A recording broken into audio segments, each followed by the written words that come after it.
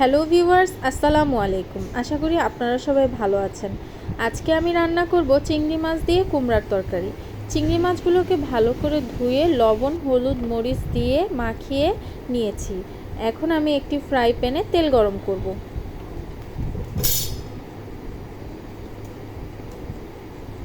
তেল গরম হয়ে গেছে, এখন একে একে চিংড়ি মাছগুলো দিয়ে দিব।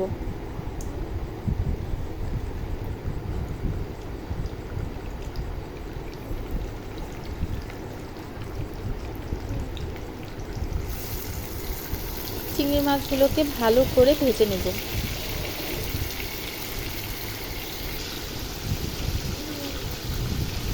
চিংড়ি মাছগুলো উল্টে দিলাম, এক পাশ হয়ে গেছে।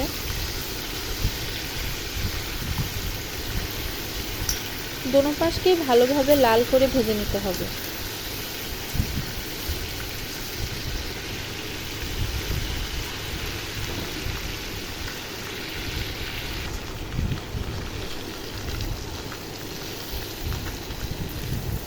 ভাজা হয়ে গেছে, এবার চিংড়ি মাছগুলো তুলে নিব।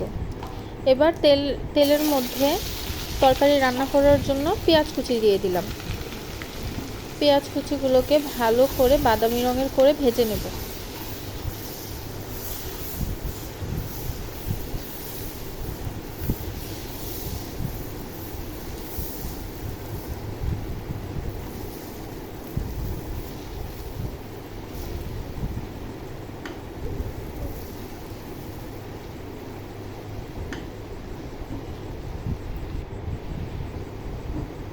পেঁয়াজগুলো বাদামি রঙের ভাজা হয়ে গেছে।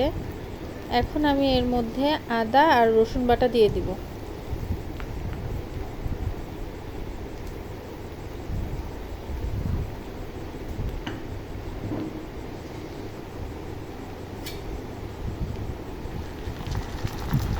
হাফ চামচ আদা বাটা, হাফ চামচ রসুন বাটা।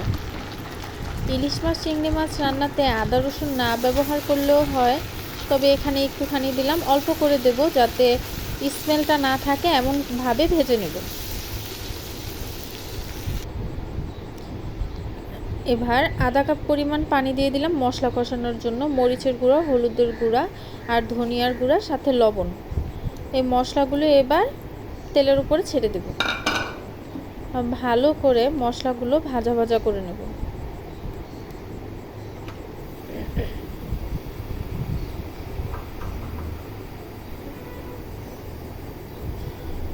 ভালো করে মশলা কষানো হয়ে গেলে তারপর এর মধ্যে কুমড়োগুলো দিয়ে দেব। মশলাটা ভালো করে কষানো হচ্ছে। যতক্ষণ না পর্যন্ত তেল মশলার উপরে চলে আসবে ততক্ষণ পর্যন্ত মশলাটা কষাতে হবে। এখন কেটে রাখা মিষ্টি কুমড়াগুলো মশলার মধ্যে দিয়ে দিলাম। মিষ্টি কুমড়াগুলোকে মশলার সাথে ভালো করে নেড়ে চেড়ে মিশিয়ে নেব।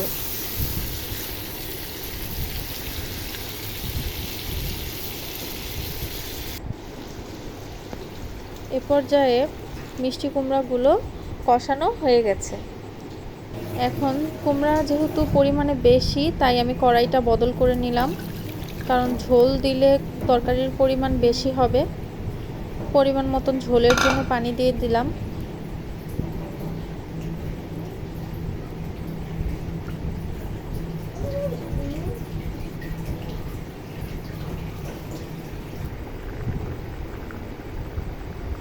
পানিটা বলক এসে পড়েছে। এখন এর উপরে চিংড়ি মাছগুলো সাজিয়ে দিব।